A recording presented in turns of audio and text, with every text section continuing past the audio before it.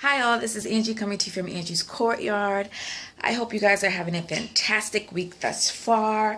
I am coming back from a much needed mini vacation with my mini me. We went on an all girls trip, no boys allowed, and the best part is I got paid for my trip. But anywho, just a great time of relaxation, and the plus was just spending some quality time one-on-one with my baby girl, which is always great. I have tons and tons of stories to tell, but this one in particular that I would love to share.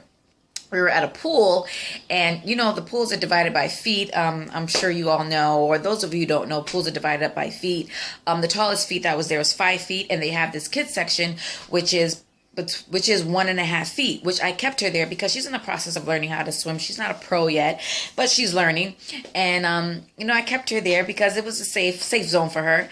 But of course, like any other kid, there were, dozens of kids there, her age and some a little older, about 4 or 5. And she was playing with them. Of course, that's what she wanted to do. So I kept a very, very close eye on her because I could see it off from afar of what's potentially about to happen and what's going to happen. She's going to follow them and follow them. So walk with me, imagine with me. Let's keep going along this little story. There's a step that separates the 1.5 feet from the 4 feet. So as soon as you take a step down, you are treading in deep waters now, people. So she's following this kid, and they're walking and they're playing. They're having a grand old time. She's bouncing and bouncing, but she took that wrong step and boop. Yep, you guessed it. She started treading in deep waters, honey.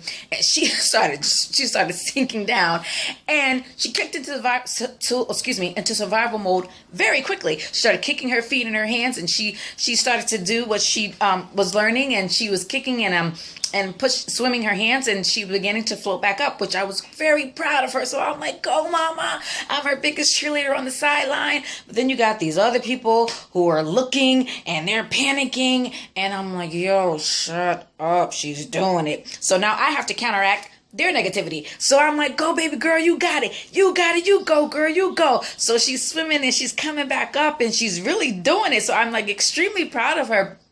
And you can tell she started to shock herself. She was like, yo, I'm doing this. I'm swimming. So as she's coming up, she's coming up so she can hear now the other people panicking. And you know what? Any parent, when kids hear you panic, they start to panic. So now their negativity starts to seep into her spirit. And now my baby starts to sink.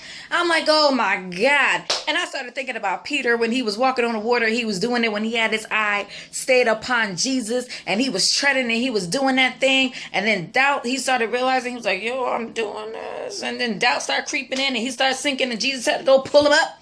Well, I had to go pull my baby girl up out this pool because these fools over here getting all panicky and making her panic. So I just started thinking about things in life in which we have our eyes stayed up on the prize. We are focused. We are gung-ho. We are doing that thing. And just that millisecond, when you take your eye off the vision, that millisecond when you allow somebody's negativity to seep into you, that millisecond in which you start doubting, that millisecond in which you just start hesitating, you start to sink. You get into these deep waters. You start treading into deep waters in life, and you're doing it and you surprise yourself. You're like, how the heck am I doing it? And then you start taking your eye up off the prize and you start sinking, not realizing that the great I am embedded these goals and these dreams and these visions in you in the first place. You're not that smart. Can I tell you a secret? You're not that smart to begin with. The great I am is though. And trust and believe that whatever is in you, you can accomplish it if you stay focused. Whatever is in you, you can accomplish it if you just block out everything that's negative. I promise you that what you think you can't do, you can do, long as you stay consistent, long as you say, I'm going to do it, long as you stay focused, long as you stay committed. It's all about commitment. Nowadays and age that this world we live in, no one believes in commitment. No one believes to commit into anything but themselves. And that's being committed into just dealing with you, not committed into what you can do to make things better, not being committed to accomplishing your dreams, not being committed to family. People are not even committed to family like they used to be.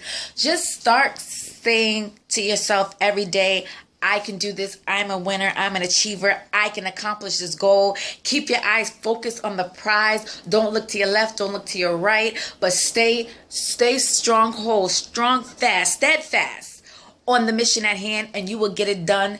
If she would have kept on pushing and kicking her legs and moving her hands, my baby would have been swimming by the end of the day. But just the mere fact that the naysayers, like to call them, the little nosy buddies who ain't got no business looking at what's going on with me, I ain't gonna let my baby drown. Like, come on, people. Really? I'm right there. She ain't gonna drown on my watch. But, just because she let that seep in her spirit, she began to sink. So what's sinking you? Like, what has you anchored? What has you still that you can't maneuver and you can't get over it? It's time to cut that anchor loose and keep pushing. It's time to look forward and keep going. Today is the day to tread deep, deep waters. Go. Jump in head first. And I promise you'll surprise yourself. Have a blessed, blessed day. Until next time.